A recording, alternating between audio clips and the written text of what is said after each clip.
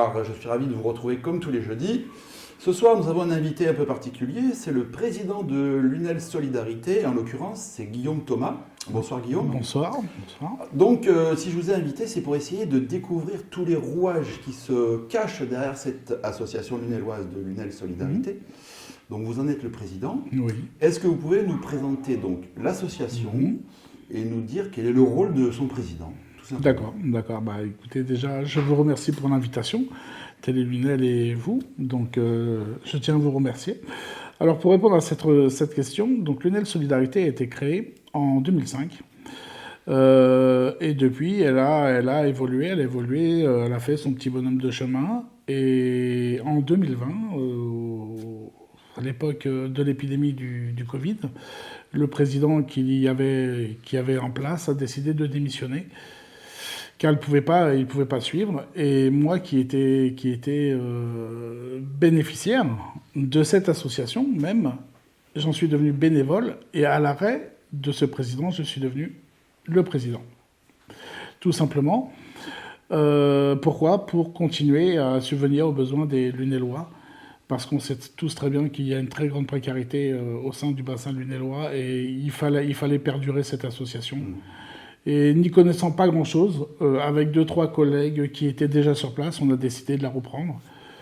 Mon rôle à l'heure actuelle est de pérenniser justement dans le temps, au vu des demandes et des soucis sociaux et financiers des gens, de continuer à aller dans le temps et que tout se passe bien. Parce qu'on sait pertinemment que le bénévolat dans les associations se perd.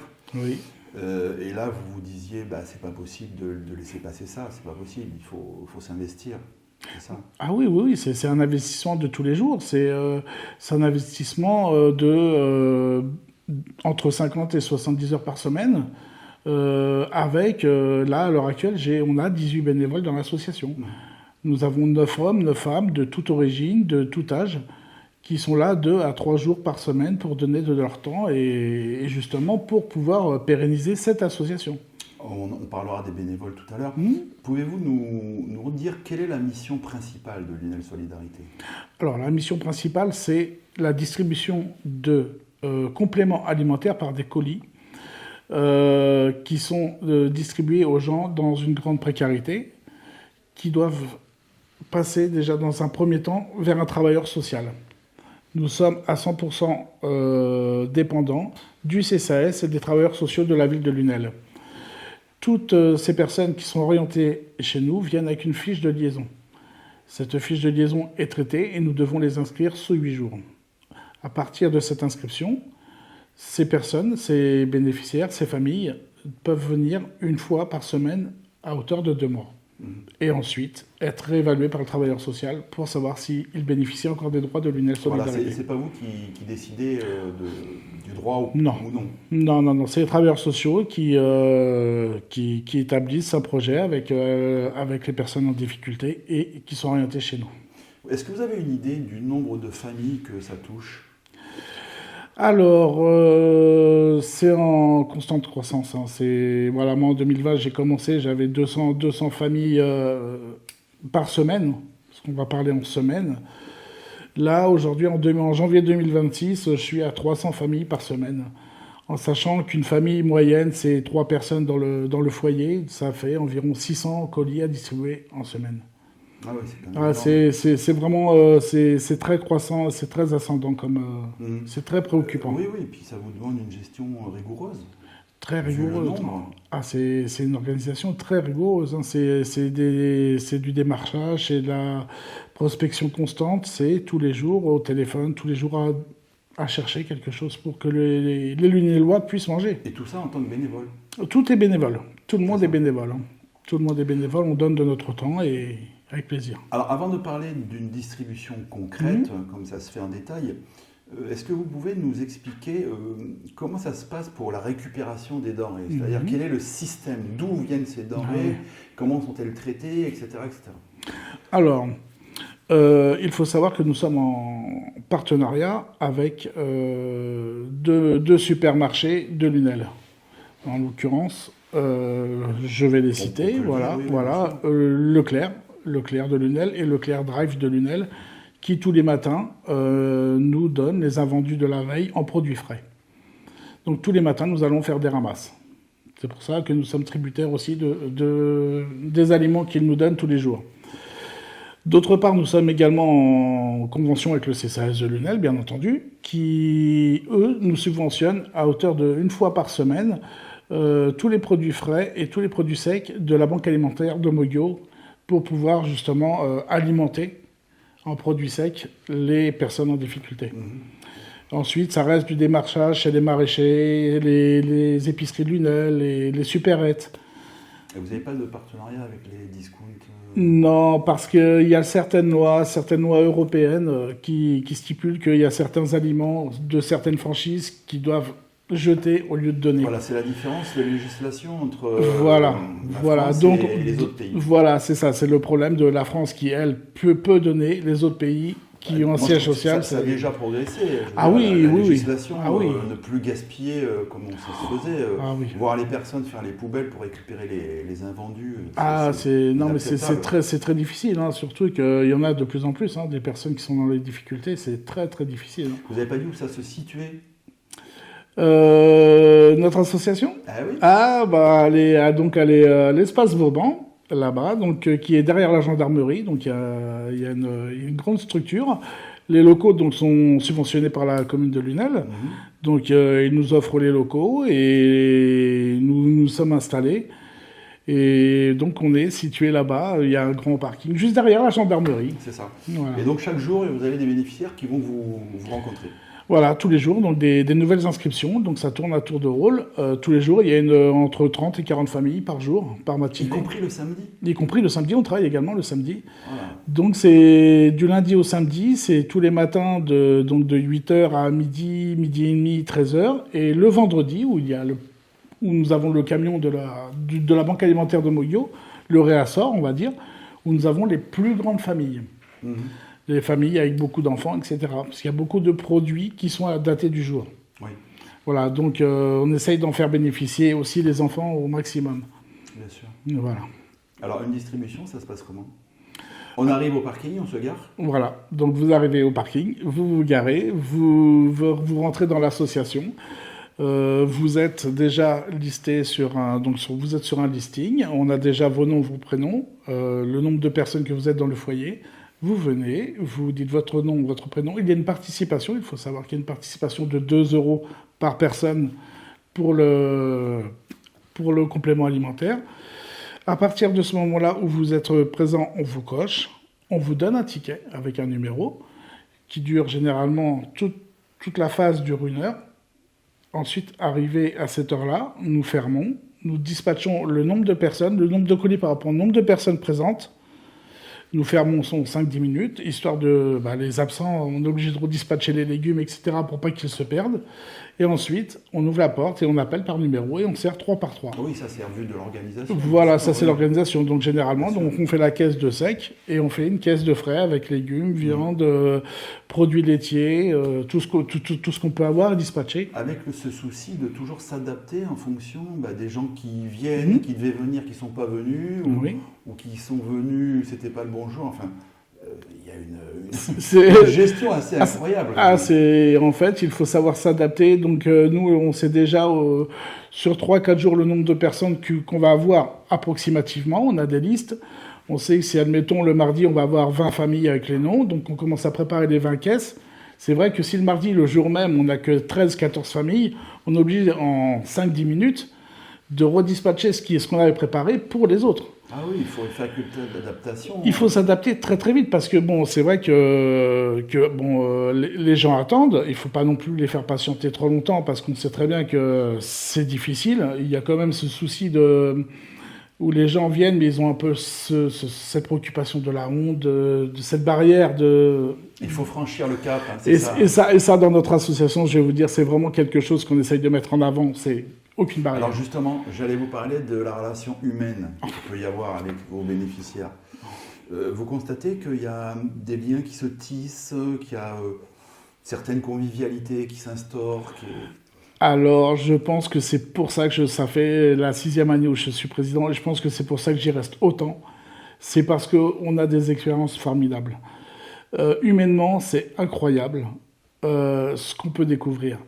On découvre des gens qui viennent nous parler de leur pays, des gens qui viennent nous parler de leur famille. Il y a même des gens qui viennent 1 heure avant pour rester avec d'autres personnes, c'est un endroit de discussion. Pour eux, c'est un soulagement de venir chez nous. Ah oui. Et moi, je sais qu'il y a des gens qui viennent me revoir après 3-4 ans, je ne les ai pas vus, ils reviennent me voir avec des caddies de course, des sacs de course, en me disant « Guillaume, vous nous avez aidés pendant quelques mois, vous avez été là, vous avez été souriant, vous nous avez acceptés tel que l'on est. Aujourd'hui, c'est à nous de rendre la parole. » Et ils nous donnent des aliments. Ça, c'est vraiment des choses vraiment humaines et c'est très important pour nous. Oui. Et parce qu'on n'a pas précisé que c'est ouvert à tous ceux qui en ont besoin, oui. Quelles que soient les origines. Ah oui. Donc oui. il doit y avoir un centre multiculturel qui se met en route. C'est énorme. Il y a toutes les ethnies, il y a un mélange voilà, il y a des Maghrébins, il y a des Gitans, il y a des Espagnols, des Colombiens. J'allais dire, c'est malheureux, mais quelque part, ça a aussi son utilité sociale. Énorme, mais bien sûr. Non seulement pour donner de l'alimentation aux bénéficiaires, mais pour justement lutter contre l'isolement. Mais bien sûr.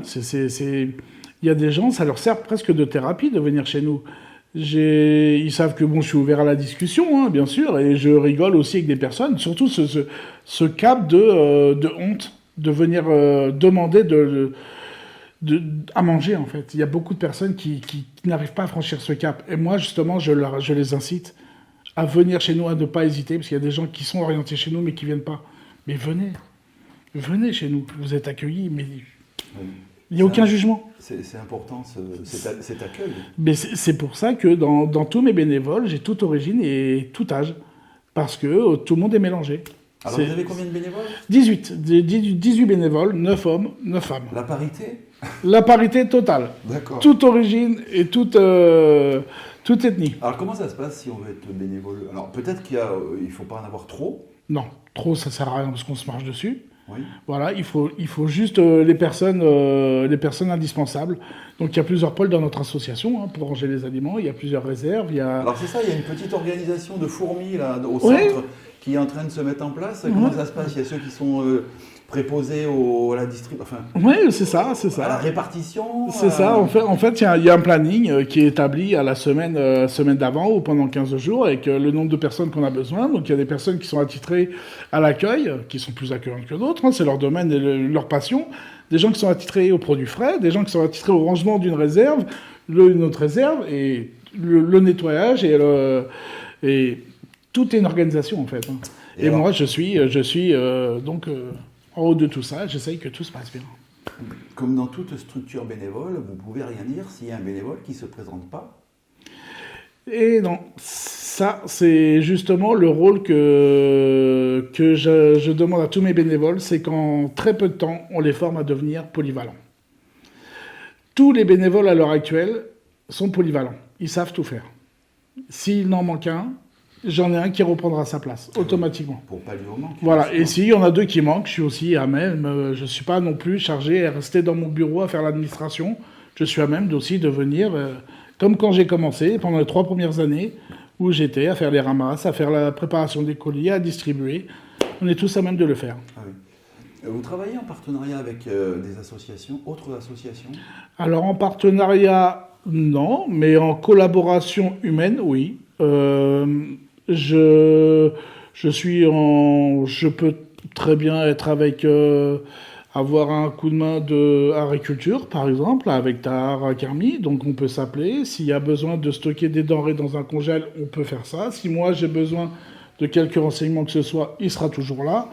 J'ai une association pareil animale de la Fauvette où je donne vraiment les produits avec des animaux, où je donne des produits périmés que je peux pas donner. Je donne pour les animaux aussi.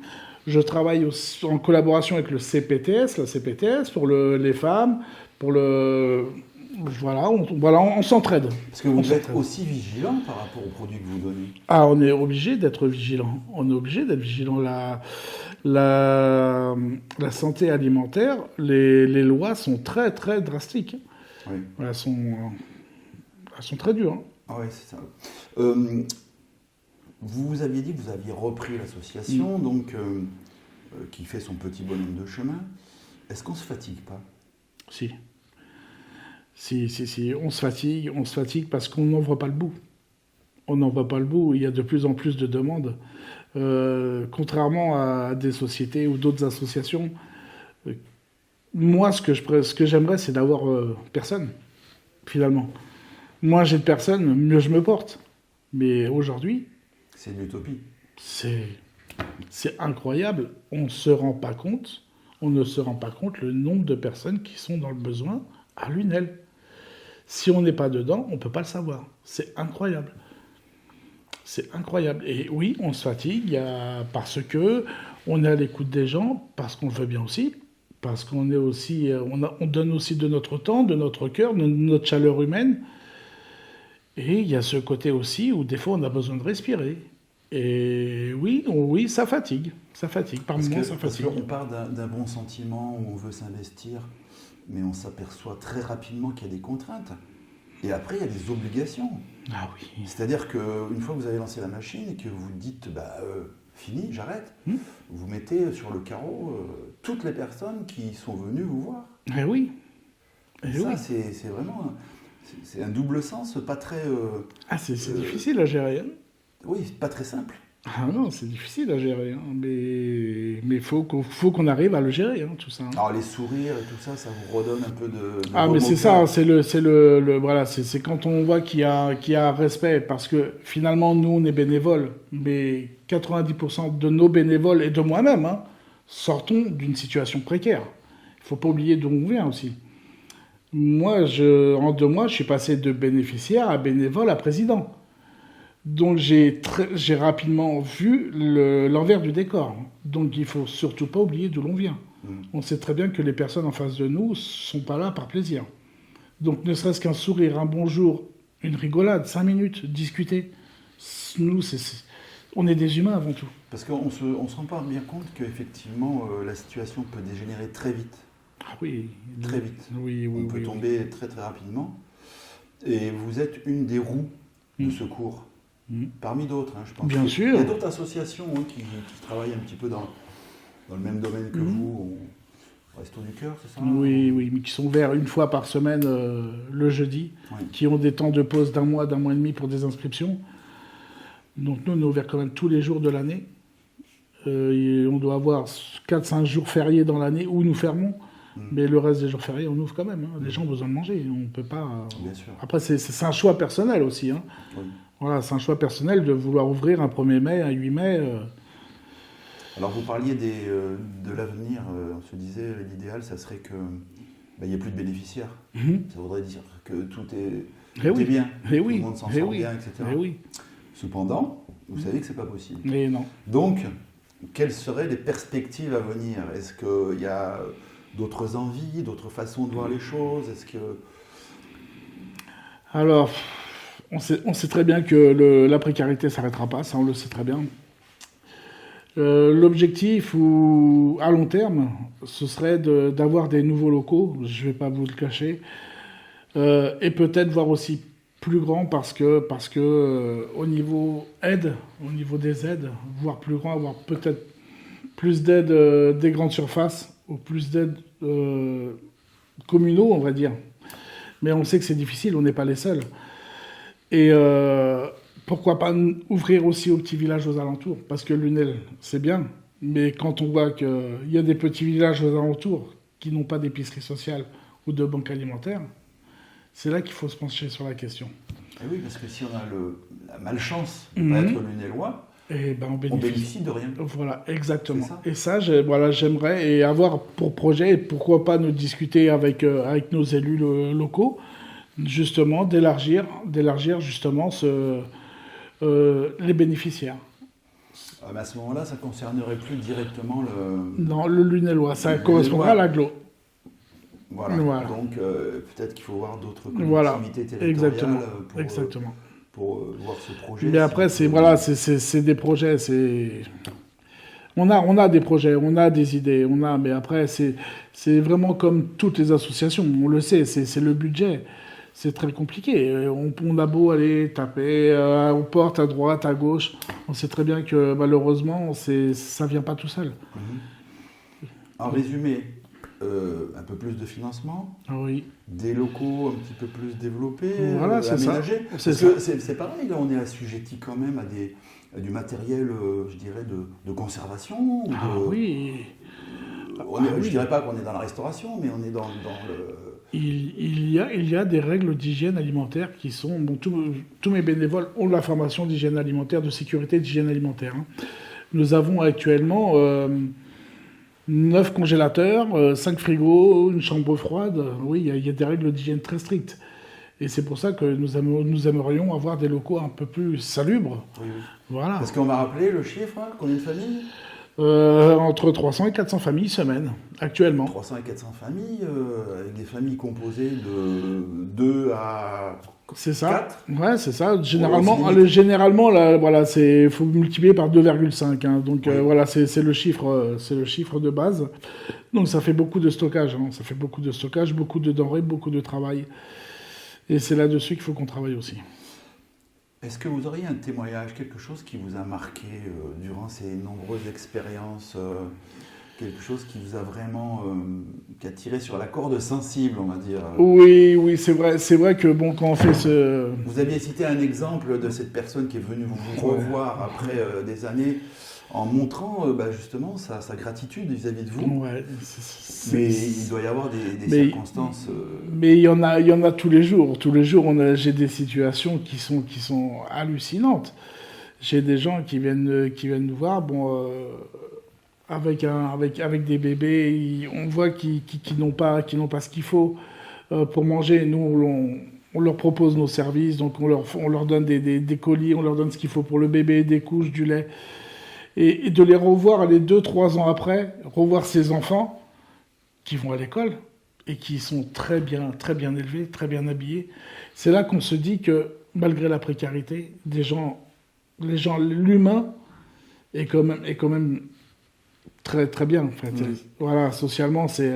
Et pour vous, c'est vraiment une victoire de rencontrer des gens qui ont changé de statut, on va dire, mais qui totalement. ont réussi, qui se sont épanouis. Mais c'est ça, mais c'est pour ça qu'on reste là avec les bénévoles, pour voir l'évolution des gens. On voit des gens qui sont très très bas, mais très très bas, qu'on ne peut même pas s'imaginer. On les revoit quelques années plus tard, ils sont heureux dans leur vie, mais ils viennent nous revoir. Oui.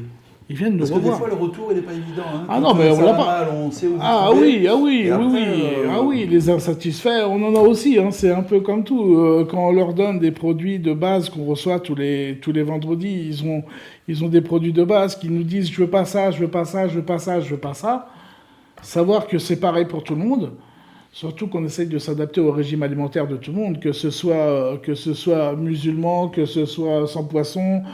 On essaye de s'adapter vraiment à tout le monde. Ça doit être compliqué. Ah là, c'est très dur, hein, là par contre. Hein.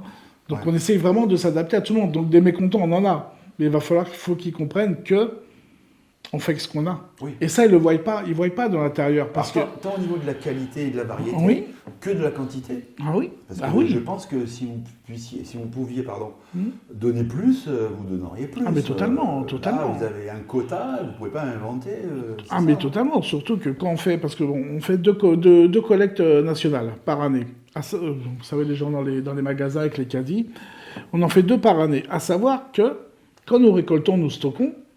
Mais quand nous n'avons pas de produits frais à donner aux gens, ce qui peut arriver, nous devons donner des boîtes de conserve, donc de produits de substitution. Il faut savoir que si on a 300 familles dans la semaine, il faut qu'on en donne à 300 familles. Donc 300 boîtes, ça va à une vitesse hallucinante, en une semaine. Donc c'est pas parce qu'on a des grandes quantités de boîtes de conserve qu'on a énormément à manger. Ça va très très vite. Oh, il faut pallier les manques. Il faut pallier les manques, il faut gérer, il faut savoir qui mange quoi, qui mange quand, et c'est une très grande gestion. Est-ce que vous aurez quelque chose à dire en plus, parce qu'on va bientôt arriver à la fin de cette émission.